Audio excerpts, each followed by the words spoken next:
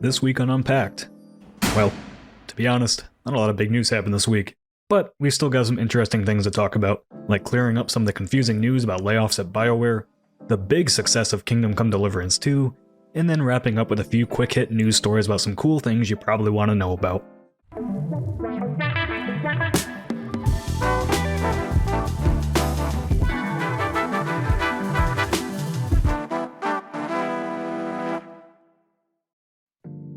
Over the last few weeks, a lot of not so great news has come out of BioWare following the underperformance of Dragon Age the Veilguard. The bad news started with Bloomberg's Jason Schreier reporting on EA's stock taking a significant hit after both EA Sports FC 25 and Dragon Age the Veilguard missed their sales expectations. According to EA, Veilguard only managed to hit 1.5 million players, and this was 50% less than they had expected for the game. Following this report, many drama-bait YouTube channels reported that EA's stock price fell due to the underperformance of Veilguard, burying the lead that EAFC 25 missing expectations was the real culprit behind the big drop. EAFC, formerly FIFA, is the golden goose of EA, selling millions of copies every single year, and bringing even more money in through its Ultimate Team game mode, which is a microtransaction revenue machine. Regardless, Veilguard significantly underperformed according to EA's own expectations, and the result has unfortunately been another round of restructuring and layoffs at BioWare. This has become a recurring theme for the studio, once known for world-class RPGs, now a casualty of internal mismanagement over the years. BioWare's general manager, Gary McKay, wrote a blog post on BioWare's website not long after Bloomberg's report to announce the restructuring of the studio, though it was a bit misleading and whitewashed. In the post, McKay explained that BioWare was moving on from Dragon Age to completely focus on the next Mass Effect, and at the current stage of the game's development, they don't require the full studio. According to McKay, many BioWare employees would be loaned to other teams with open roles within EA, which was true.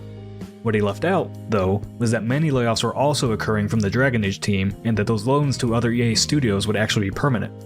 According to Schreier, EA laid off around 24 people at BioWare, and the studio is now down to fewer than 100 people. Most of the people laid off were from the writing team behind Dragon Age the Veilguard. BioWare will most likely staff up once again Mass Effect enters full production, but many of the people who made BioWare are no longer with the studio.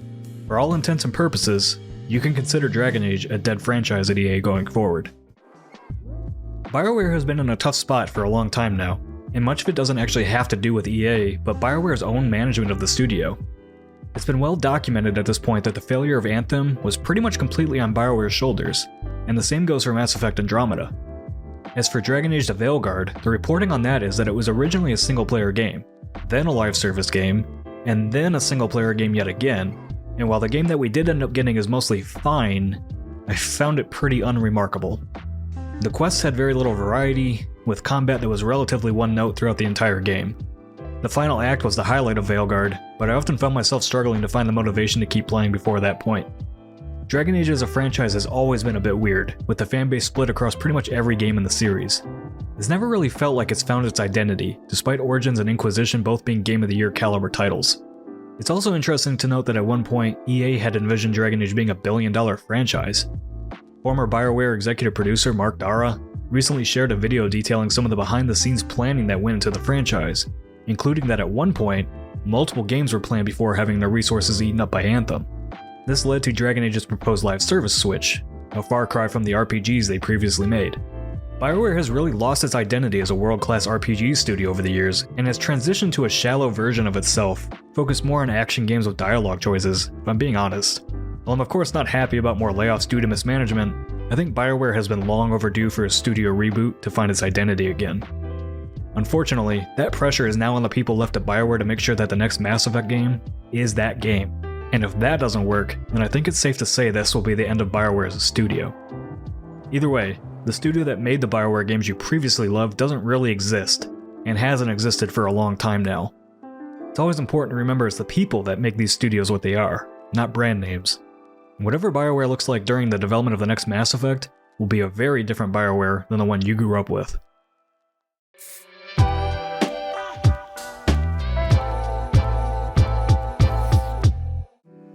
Warhorse Studios, the developers of Kingdom Come Deliverance II, have a big hit on their hands.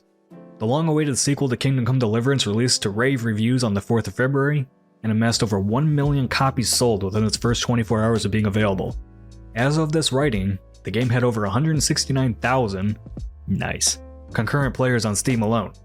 The original Kingdom Come Deliverance has reportedly sold over 8 million copies since its release in 2018. With its incredibly positive reviews, I wouldn't be surprised to see the sequel do even better.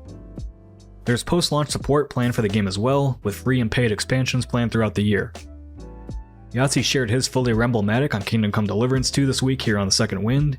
He didn't much enjoy the game, but I absolutely loved it. It's a huge improvement on the original, with an extremely meaty story, lots of fun side quests, and a combat system that's still skill-based but also much easier to pick up and play with this time around. I'll probably do a longer video a little later on going into more detail about why I utterly adore this game. I'm 70 hours in, have completed the main story, and I'm still not ready to put it down.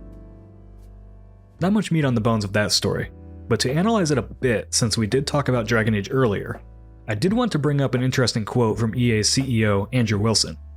In their latest earnings call, Wilson tried to explain away the underperformance of Dragon Age of Veilguard, saying that it didn't resonate with a broader audience because gamers want shared world features and deeper engagement alongside high-quality narratives. It's an interesting statement that, to me, shows Western AAA executives are still out of touch with what audiences actually want, and the data is already out there for them to look at. Larian Studios has taken up the mantle that BioWare used to hold for story-driven RPGs with Baldur's Gate 3, which has currently sold over 15 million copies and taken home countless awards.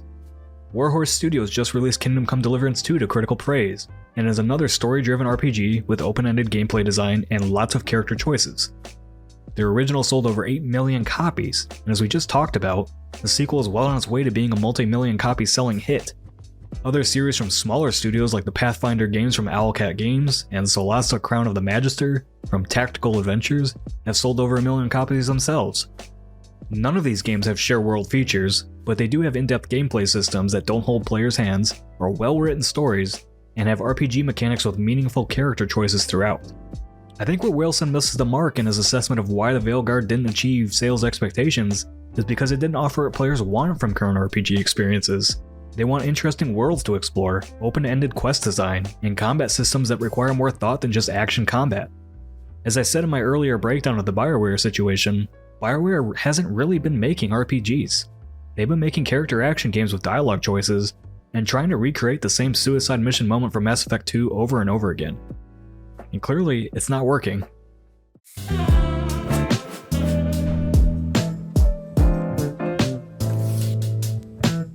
To wrap this week up, I'm going to cover just a very few quick news stories I think you'll find interesting. We'll call this the Too Long Didn't Read section. The Video Game History Foundation has launched a brand new digital library, which is free for everyone to access and will be continually updated with new material. This includes digitized gaming magazines that are no longer in print, previously unseen development footage, design documents, press materials, and so much more. It's a treasure trove of interesting things to look through if you're at all interested in gaming's history and the inside baseball of game development. The Video Game History Foundation has been archiving gaming material since 2017, so over time, their online library is going to be filled to the brim with all kinds of fantastic research material that will be studied for years to come. As of right now, the Foundation can't archive out-of-print games because of copyright protections. But hopefully, those restrictions will be adjusted over time so that the library will become a good resource for titles that you can no longer purchase as well. Valve has added a new warning label for early access games that haven't been updated in a long time. Reddit users seem to think games that haven't been updated in 12 months will have the label applied, as they've been scouring a variety of games that haven't been updated ranging from just a few months to up to 14 months or longer. With so many games entering Steam Early Access these days, this is a very welcome feature to provide some more accountability for developers in Early Access. I actually think the feature should be made even more visible, like a big red warning label at the top of the page, as long abandoned Early Access games on Steam are quite common. Capcom announced this week that Onimusha 2: Samurai's Destiny is getting a remaster. It's coming to PC, PS4, and Nintendo Switch later this year, and will be playable on PS5 via backwards compatibility.